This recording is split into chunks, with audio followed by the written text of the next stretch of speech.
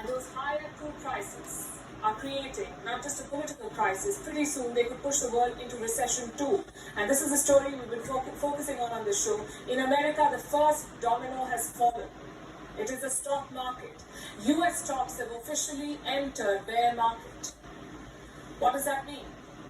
If any index falls 20%, you say it has entered bear territory. The US is already there. Let me show you the numbers. Standard & Poor was trading at around 4,800 in January. Now it's around 3,700. If you do the math, it works out to 22%.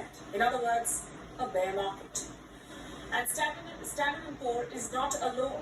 Nasdaq is down 32% from its peak in November last year. Dow Jones is down 17%. So the economic outlook is extremely dull. Does this mean a recession is inevitable? Let's look at past instances. Every bear market does not automatically lead to recession. There is usually a threshold for that, and that's around 35%. When stocks fall 35%, it is usually followed by a recession. So the US is somewhere in the middle. But here's the problem. The economic slide is not over yet. Chances are the stocks will drop even further. Why? Because of inflation. The US Federal Reserve will announce their next policy on Wednesday. An interest hike is a foregone conclusion. The question is by how much? How much will they hike interest by? The initial expectation was 50 basis points, but that was before Friday's inflation data. Now all bets are off. US inflation has topped 8.6%. It is the highest level in almost 40 years, which means the Federal Reserve could turn even more aggressive. There is talk of a 75 basis point hike, or even 100 basis points. And if that happens, the markets will fall even more. Why is that? Because of two reasons.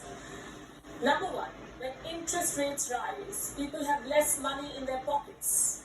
They must pay more on their credit cards or their EMIs, which leaves them with little money to invest in stocks. So stocks fall. Reason number two, lower profits for companies. Loans are the lifeline of any business. If you pay more on these loans, your profits will be less. And the end result will be this. Your shares begin to underperform. What do investors do in such situations? They pull out money from the stock markets.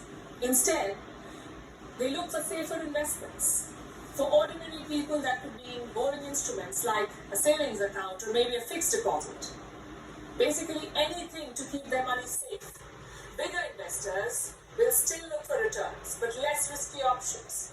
The most popular one is the US Treasury bond. The 10-year bond is almost 3.3% up, its highest level since April 2011. So institutional investors are putting their money